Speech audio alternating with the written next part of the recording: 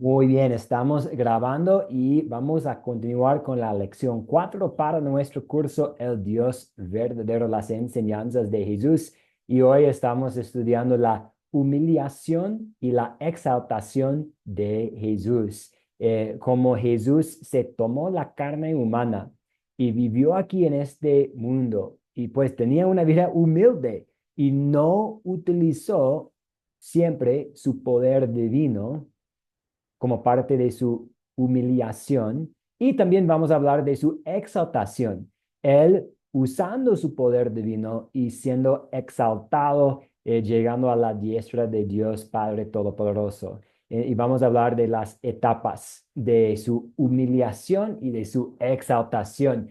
También, si nos quedamos tiempo, vamos a hablar un poco sobre otro tema, el anticristo. Entonces, este es el plan para hoy, para esta mañana. Vamos a ofrecer una oración y después entrar en materia. Oremos.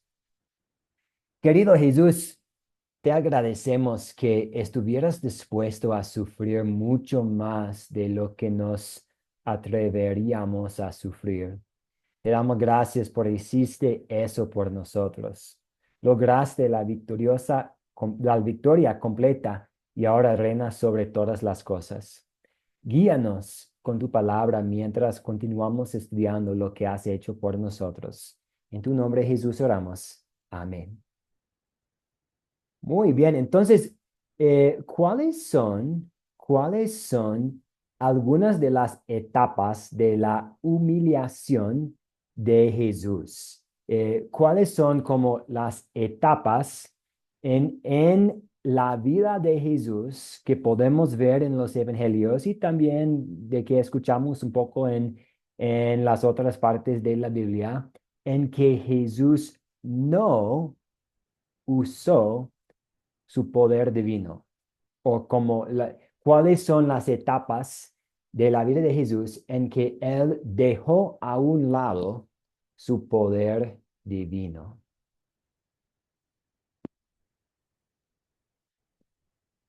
Tenemos de hecho algunos dibujos, algunas imágenes aquí que vienen de una película sobre la vida de Jesús, y sabemos que Cristo se humilló a sí mismo por su humilde concepción, siendo concebido de la Virgen María por el poder del Espíritu Santo, su nacimiento, y él nació como una persona común y corriente, ¿cierto? No en un palacio, no en una mansión. De hecho, ni siquiera había espacio en un hotel, en una posada para él. Entonces nació en un lugar donde la gente cuidaba a los animales. Pues, a ver, su sufrimiento bajo el poder de Poncio Pilato, su crucifixión siendo ejecutado, crucificado como un criminal, su muerte y su sepultura. Estas son las etapas de la humillación de Jesús, los momentos en su vida en que dejó al lado su poder divino, en que no utilizó su poder divino. Entonces, la siguiente pregunta para nosotros es: ¿cuáles son algunas de las etapas de la exaltación de Jesús? Cristo fue exaltado al descender a los infiernos, y eso es puede ser un poco confuso. ¿Cómo es la primera etapa de la exaltación de Jesús, su bajar a los infiernos? Y eso vamos a ver, y vamos a ver lo que la Biblia dice al respecto. Pero sabemos que después de su muerte, después de ser sepultado, Él descendió a los infiernos, pero no para sufrir, sino para proclamar su victoria. Entonces, ya que Él descendió a los infiernos para proclamar su victoria, es la primera etapa en su exaltación. Entonces, Cristo fue exaltado al descender a los infiernos, al resucitar de entre los muertos, al ascender al cielo, al sentarse a la diestra de Dios y al venir a ser el juez sobre los vivos y los muertos. Tenemos este gráfico aquí que nos habla de las diferencias que tenemos entre la humillación y la exaltación de Cristo. Eh, no utilizando su gloria en su humillación, pero sí volviendo a tomar la plenitud de su gloria celestial en su exaltación, viviendo de una manera humilde sobre la tierra, pues ni siquiera tenía una casa, no tenía bienes, pero en su exaltación, él ahora vive exaltado ahí a la diestra de Dios Padre. Eh, Parte de la razón por la que se humilló a sí mismo fue para cumplir con el plan de redención, para vivir como ser humano en nuestro lugar, para redimirnos, y pensando en su exaltación es para asegurarnos de que somos redimidos, que sí, Él es el verdadero Dios. Él sí con éxito llevó a cabo el plan de redención. Entonces, una pregunta para nosotros. Vamos a volver a esta primera etapa de la exaltación de Jesús. ¿Qué estaba haciendo Jesús cuando descendió al infierno? Y el pastor Andrés compartió algunos versículos bíblicos con nosotros, pero ¿por qué Jesús, después de su muerte, antes de su resurrección, decidió descender al infierno? ¿Y qué hizo allá? Sí, Daniel Altamirano, buenos días y le damos la palabra. Dios le bendiga, pastor. Muy buenos días, soy Silvia. Silvia, Él adelante. bajó Sí. al infierno. Muy buenos días, gracias. Él descendió a los infiernos para proclamar la victoria sobre la muerte, porque el enemigo, Satanás, que el Señor lo reprenda, él quiere muerte, pero Jesús proclamó la vida, que él había arrebatado el dominio sobre la muerte, porque él proclama vida. Exactamente, muy bien. Y eso vemos en Primera Pedro 3 18 a 19. Esta es una parte de la Biblia que habla mucho también sobre el poder y el significado del bautismo. Pero antes de hablar sobre el bautismo, Pedro está describiendo la obra de Jesús y menciona que Cristo descendió al infierno para hacer exactamente lo que Silvia nos dijo, para proclamar su victoria. Voy a leer para nosotros 1 Pedro 3 18 a 19, porque también Cristo padeció una sola vez por los pecados, el justo por los injustos, para llevarnos a Dios. En el cuerpo sufrió la muerte, pero en el espíritu fue vivificado.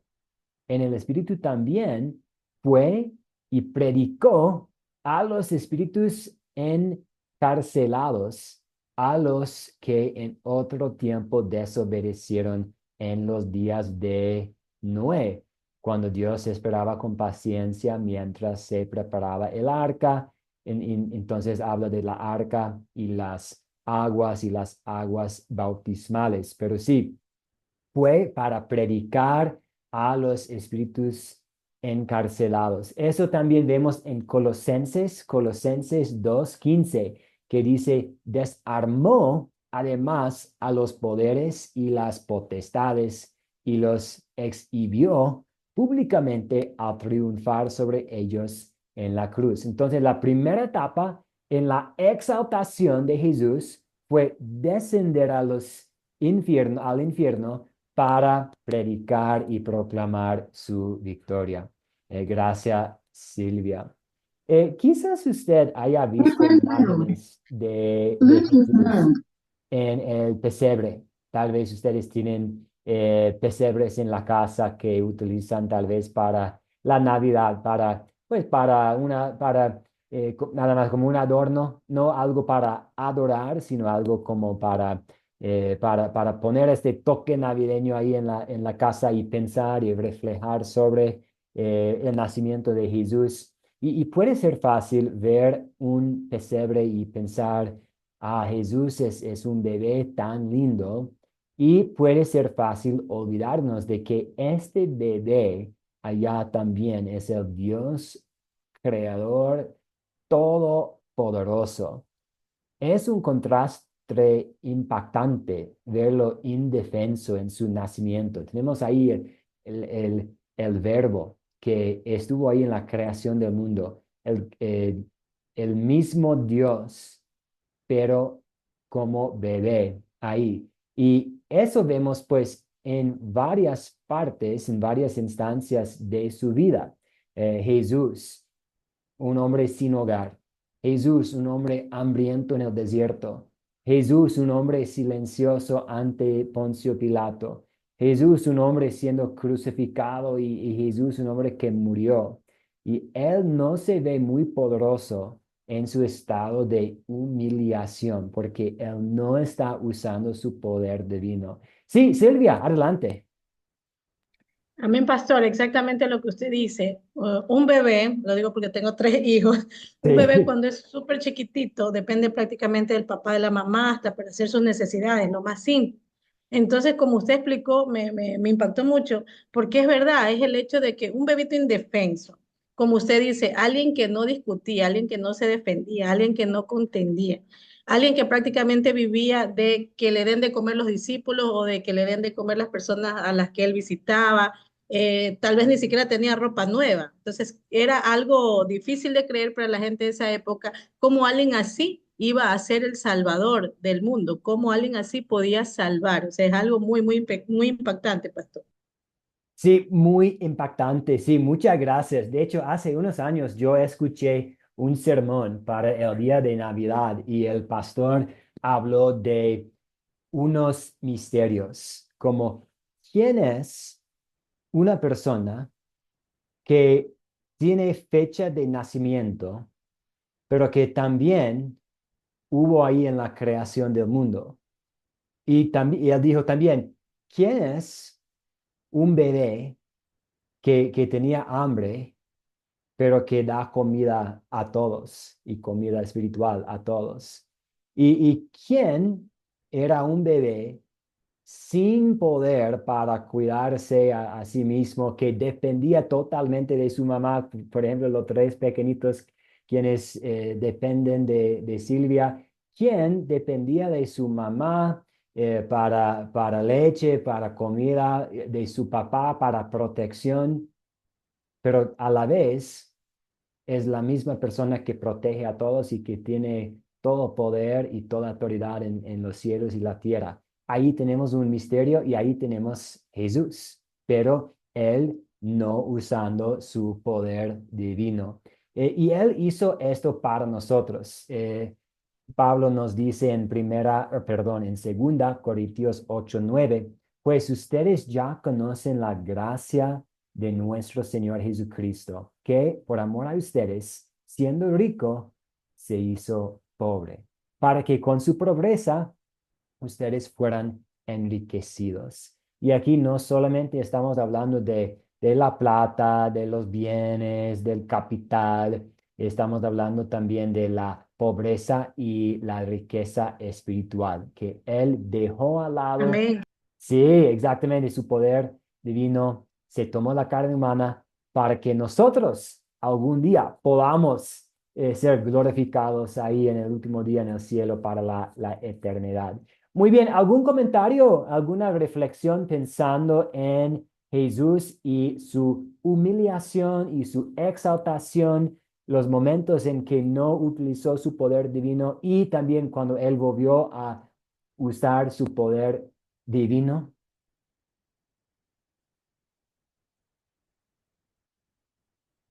Si no, vamos a hablar un poco sobre un tema que puede ser un poco difícil y que puede también ser un poco incómodo, pues no necesitamos tener miedo porque sabemos que Cristo tiene poder sobre todo, incluso poder sobre el anticristo. Pero ahora, ya que hemos pasado unas lecciones estudiando quién es Cristo y su obra de salvación, queremos ahora examinar en profundidad el tema de quién se opone a Jesús y quién se opone a la obra de Jesús, el anticristo. Entonces, en todo el programa, en la curricular de Academia Cristo, este es el lugar donde hablamos sobre este tema que vemos en las Escrituras, el anticristo. El prefijo anti puede significar contra o en lugar de. Ambas descripciones encajan bien, como veremos. El anticristo es alguien que está en contra de Cristo al tratar de tomar su lugar, de estar ahí en el puesto de Cristo, haciendo el rol de Cristo, un tipo de Jesús sustituto.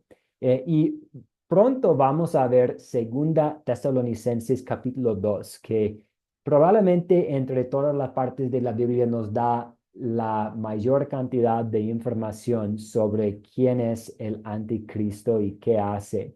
Pero antes vamos a hablar un poco sobre Primera Juan 2 y Daniel 7. Y mientras lo hacemos, vamos a recordar esta definición de que anti aquí quiere decir contra o en el lugar de. Entonces vamos a cambiar de pantalla y vamos ahora a leer aquí. Eh, Primera Juan, capítulo 2. Y aquí tenemos una advertencia.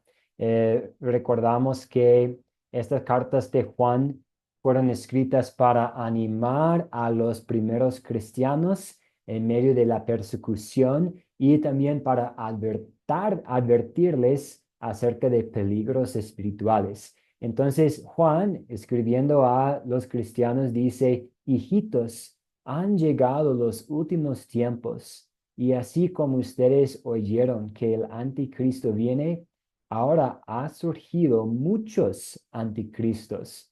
Por esto sabemos que han llegado los últimos tiempos. Ellos salieron de nosotros, pero no eran de nosotros. Si hubieran sido de nosotros, habrían permanecido con nosotros, pero salieron para que fuera evidente que no todos son de nosotros. Pero ustedes tienen la unción del Santo y conocen todas las cosas.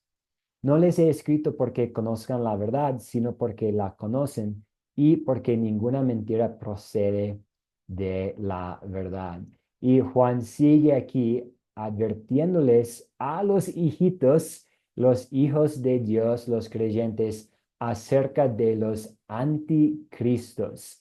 Entonces, mientras estamos estudiando el anticristo, sabemos que hay podemos deducir, por ejemplo, cuando veamos a Segunda Tesalonicenses, que hay como un anticristo principal, pero también que puede haber varios anticristos. Por ejemplo, si en este sentido, si algo quiere tomar el lugar de Cristo, es un tipo anticristo.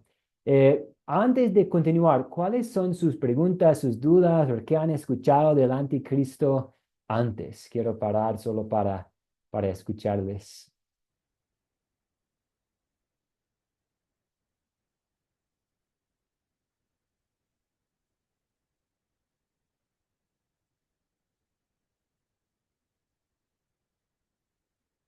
Muy solo para resumir, el apóstol Juan advirtió a sus lectores en Primera Juan 2 que tengan cuidado con los muchos anticristos que ya habían llegado, que de hecho habían salido del grupo de verdaderos creyentes, la misma iglesia.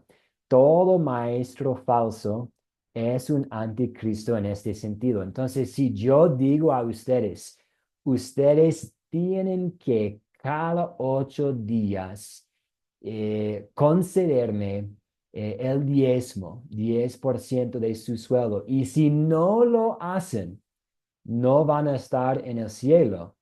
Yo estoy siendo un anticristo, porque estoy reemplazando la salvación por la gracia de Dios. Estoy reemplazando la justificación por la fe con un hecho que nosotros tenemos que hacer, algo que ustedes tienen que cumplir. Estoy reemplazando la obra de Cristo con el cumplimiento con el diezmo. Entonces podemos tal vez pensar en otras opciones o otras ideas también. La circuncisión en los días después de Cristo. Si un pastor, un maestro dijo en ese entonces, o tal vez si alguien lo dice hoy en día, usted tiene que ser bajo la circuncisión para tener la vida eterna. Ahora, esta persona está reemplazando la salvación por medio de Jesús con un hecho humano que el ser humano tiene que hacer. Eh, Antes de continuar, algunos puntos que tenemos aquí en la lámina. Queremos ver nuestras propias tendencias para actuar en el espíritu del anticristo. Hay algunos otros lugares en la Biblia que hablan sobre el anticristo y uno de los cuales vamos a ver en un momentito, segunda de Tesalonicenses. Sin embargo, en este punto queremos considerar por qué lo estamos estudiando y queremos también examinar a lo que nosotros estamos compartiendo y predicando y enseñando para confirmar que siempre tengamos Cristo como la fuente de la salvación y no los hechos, no las obras, no las decisiones que hacemos, que Cristo siempre sea la fuente plena de la salvación. También queremos ser capaces de advertir a otros sobre los anticristos y el anticristo. Y queremos darnos cuenta de que la mejor manera de combatir al anticristo es predicar el evangelio. La mejor cosa, si tenemos miedo de los anticristos, quienes están a nuestro alrededor, la mejor cosa que podemos hacer es simplemente predicar a Cristo crucificado como el Redentor para todos, el verdadero y el puro evangelio. Entonces, ahora vamos a ver 2 Tesalonicenses capítulo 2, 1 a 12. Y aquí Pablo en realidad llama al anticristo el hombre de pecado, que es otro nombre para el anticristo. Entonces, vamos a hacer esto. Vamos a leer 2 Tesalonicenses capítulo 2, 1 a 12, y vamos a tratar de identificar algunas de las características del anticristo. Entonces, voy a dejar de compartir. Vamos ahora a cambiar de pantalla y a, vamos a 2 Tesalonicenses capítulo 2. ¿Y alguien desea leer? Si no, no hay problema. Yo con todo gusto puedo leer. ¿Alguien puede leer 2 Tesalonicenses 2, 1 a 12? Amén, pastor. Amén. Muchas gracias. Sí, damos la palabra a Silvia. Muchas gracias. Y vamos a arrancar aquí con 2 Amén. Tesalonicenses capítulo 2, 1 a 12. Manifestación del hombre de pecado. Hermanos, con respecto a la venida de vuestro Señor Jesucristo y vuestra reunión con Él, les rogamos que no cambien fácilmente de manera de pensar. No se dejen asustar por nadie, ni siquiera por un espíritu, una palabra o una carta que pretenda aparecer como nuestra, en el sentido de que el día del Señor está cerca.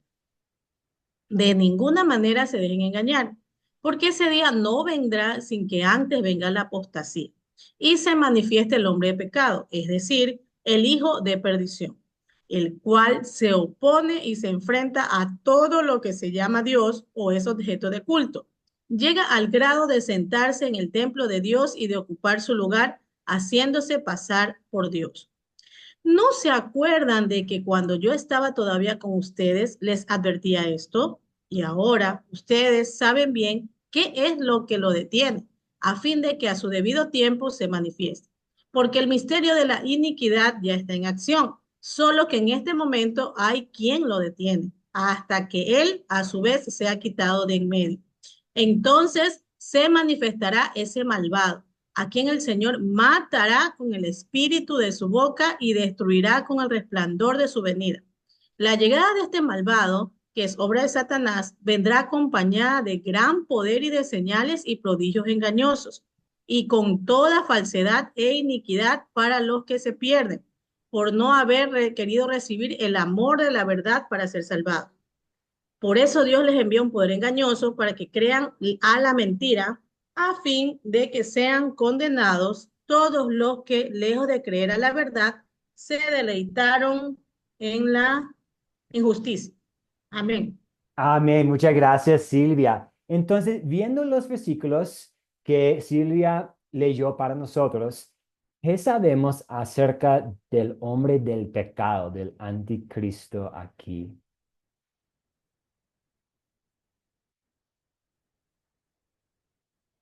¿Qué sabemos acerca del Es hombre? mentiroso, trae mentira.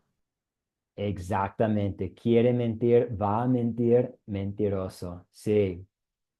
Se opone a todo lo que se llame Dios o nosotros adoremos, objeto de culto. Muy bien, se opone a Dios y se opone a lo que Dios dice. Entonces, si Dios dice, he salvado te he salvado en mi gracia, o si Dios dice, he mandado a Jesús para redimir a todo el mundo, y todos los que tienen la fe en Jesús son salvos. El anticristo, el hombre del pecado, quiere oponer a esta verdad. Muy bien. Sí, Alberto, adelante. Eh, primeramente, buenos días, pastor, Dios me lo bendiga. Pastor, una aportación y a la vez una pregunta sobre la iglesia. Aquí en 2 de Tesalonicense, los versículos 3 y 4 para mí son unos versículos muy importantes porque para mí, y es mi opinión, pues, que ya el anticristo está dentro de las iglesias, porque aquí dice, nadie os engañe en ninguna manera, porque no vendrá sin que antes venga la apostasía y se manifieste el hombre de pecado, el hijo de perdición. Y ya en la iglesia ya está la apostasía, porque muchas iglesias tienen la iglesia como el mundo ya ha entrado a la iglesia, ya hay fiesta, parranda dentro de las iglesias, ya no se respetan las cosas de Dios. Y aquí lo dice el versículo 3 y el número 4, el cual se opone y se levanta contra todo lo que se llama Dios, es objeto de culto, tanto que se siente en el templo de Dios como Dios haciéndose pasar por Dios. Y hoy en día el diablo está metido dentro de la iglesia, sentado y riéndose de los cristianos que ya no respetan a la iglesia, ya hacen fiesta, piden por plata, ya el amor al dinero, y ya los pastores despellejan a las ovejas, al pueblo de Dios. Esa es mi, mi opinión, pastor, y también para que usted me dé la respuesta, porque usted es el profesor y yo soy el alumno. Amén. Muchas gracias, Alberto. Sí, unos versículos clave para nosotros, este 4 y pues sí, 3 y 4. Y por ejemplo, dice que llega al grado de sentarse en el templo de Dios y de ocupar su lugar haciéndose pasar por Dios. Entonces, sabemos que el anticristo, sí, va a estar ahí en una iglesia visible. Sabemos que no es parte del cuerpo de Cristo porque se opone a Dios, pero que va a tomar un puesto en que va a tratar de dar la apariencia de que Él es igual con Dios. Y eso vamos a ver pronto en algunas de las doctrinas de la Iglesia Católica Romana, que dice que el papado tiene la misma autoridad que Dios. Entonces ahí tenemos un problema grande que vamos a examinar. Entonces, de Segunda Tesalonicenses, sabemos que el anticristo, el hombre de pecado, está condenado a la destrucción. La caída de la verdad de la salvación estaría acompañada por la revelación del anticristo. Se promocionará a sí mismo como divino. Entonces, el anticristo va a decir que Él es divino, que Él tiene una autoridad divina. Cuando Él habla, Él está hablando como si fuera Dios hablando. Durante un tiempo el anticristo fue retenido, sabemos eso también. El anticristo debía ser revelado. Jesús venció el poder del anticristo y que va a haber destrucción final en el último día, que Jesús va a destruir completamente al anticristo. También algunas características más. El anticristo va a realizar muchas señales que van así ser convincentes. Muchos van a ser lamentablemente engañados. Ahí tenemos la importancia de predicar la verdadera palabra de Dios, el verdadero evangelio y el juicio de Dios debido a su negación de la verdad. Eso tiene que ver también con Jesús destruyendo al anticristo. Vamos a ver ahora lo que dice técnicamente la Iglesia Católica Romana. Y es importante recordar que hay muchos creyentes en la Iglesia Católica Romana. Hay personas quienes van a esta iglesia y que probablemente tienen muchas falsas enseñanzas y esto sí es pecado, pero a la vez que sí tienen fe en Jesús como su Salvador. Pero también sabemos que hay problemas con la doctrina de la Iglesia Católica Romana y por eso Martín Lutero hace unos 500 años quiso reformar la iglesia y cuando no pudo hacerlo, todo esto empezó la iglesia protestante. Pero la Iglesia Católica Romana dice técnicamente aquí en su doctrina, si alguien dice que la fe que justifica no es más que confiar en la misericordia divina que perdona los pecados por causa de Cristo, o que es solo esa confianza con la que estamos justificados, sea anatema. Anatema. Entonces, tenemos aquí un gran problema, porque nosotros sí creemos que es la fe que justifica es simplemente la confianza en la misericordia de Dios. Sí, estamos de acuerdo que tenemos el perdón de los pecados por la causa de Cristo. Y sí, nosotros estamos de acuerdo, ¿cierto? Que la fe, la confianza en Cristo, por medio de esta fe, estamos justificados. Sí, estamos de acuerdo en eso, ¿cierto? Y la Iglesia Católica Romana, que quiere enfatizar las buenas obras que necesitamos hacer para la salvación, dice que si alguien cree que es la fe que justifica, que el perdón de los pecados es por causa de Cristo, si somos justificados por la confianza en Cristo, la fe católica romana dice que si creemos en estas cosas, somos condenados. Entonces ahí tenemos una grave diferencia entre la fe católica romana y la fe que nosotros tenemos, la fe cristiana, que somos justificados por la fe, perdonados por causa de Cristo. Vamos a ver otra parte de la doctrina técnica de la Iglesia Católica Romana que dice, aquellos que, sin ser culpa suya, no conocen el Evangelio de Cristo o su iglesia, pero que, sin embargo, buscan a Dios con un corazón sincero y, movidos por la gracia, intentan en sus acciones hacer su voluntad, tal como la conocen a través de los dictados de su conciencia, alcanzarán salvación eterna. Aquí la doctrina de la Iglesia Católica Romana está diciendo que si vamos a intentar con nuestras acciones de ser buenas personas, que sí podemos alcanzar la salvación eterna. Y sabemos que nosotros no podemos lograr la salvación eterna por nuestra parte, no podemos alcanzar la salvación eterna. Somos salvos solamente por Cristo. Tenemos la fe en nuestros corazones solamente porque hemos escuchado el Evangelio. Entonces, en resumen, la oficina, el puesto del papado, según la Iglesia Católica Romana, tiene la misma autoridad que Dios. Entonces, el Papa es el infalible sustituto de Cristo en la tierra. Es decir, pensando en 2 Tesalonicenses capítulo 2, haciéndose pasar por Dios. Eso es lo que el papado está haciendo. Y el papado no predica a Cristo de acuerdo con las escrituras, porque dice que no somos salvos por Cristo, que necesitamos contribuir a nuestra salvación con buenas obras. Y según las profecías en las escrituras, el papado se ajusta perfectamente a las descripciones del anticristo. Entonces, la pregunta para nosotros es, ¿por qué señalar con el dedo al papado? ¿No? Que necesitamos a veces tener cuidado al juzgar a otros, ¿cierto?